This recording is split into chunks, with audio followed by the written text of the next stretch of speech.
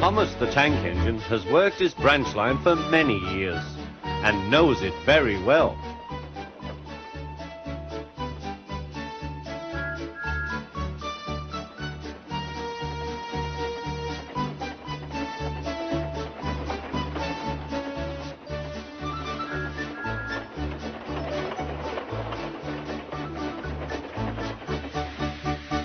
You know just where to stop, Thomas, laughed his driver.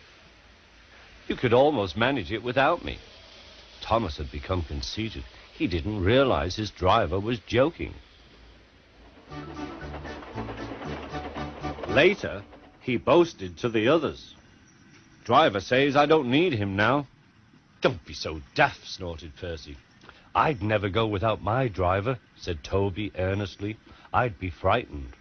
Huh, boasted Thomas. I'm not scared. You'd never dare. I would then. You'll see. The next morning the firelighter came. Thomas drowsed comfortably as the warmth spread through his boiler. Percy and Toby were still asleep. Thomas suddenly remembered. Silly stick in the mud, he chuckled. I'll show them. Driver said I could manage without him. I'll just go out.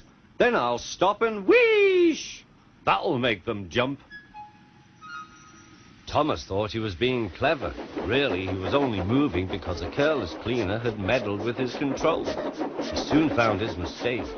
He tried to whee, but he couldn't. He tried to stop, but he couldn't. He just kept rolling along. He didn't dare look at what was coming next. There was the Stationmaster's house. The Stationmaster was about to have breakfast. Horrors! Cried Thomas, and shut his eyes. The house rocked. Broken glass tinkled. Plaster was everywhere. Thomas had collected a bush on his travels. He peered into the room through its leaves. He couldn't speak. The Stationmaster was furious. His wife picked up her plate.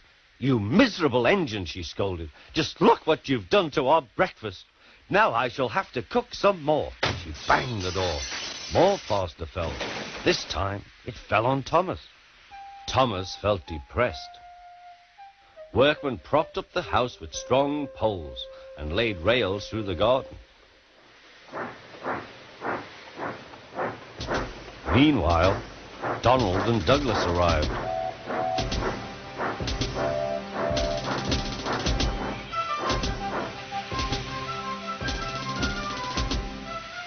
Don't bash yourself, Thomas. We'll soon have you back on the rails, they laughed.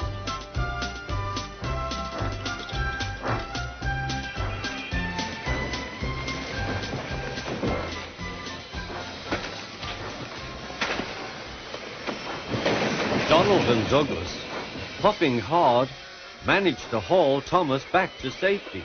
Bits of fencing, the bush, and a broken window frame festooned his front, which was badly twisted. The twins laughed and left him. Thomas was in disgrace. There was worse to come. You are a very naughty engine. I know, sir. I'm sorry, sir. Thomas's voice was muffled behind his bush. You must go to the works and have your front mended. It will be a long job. Yes, sir.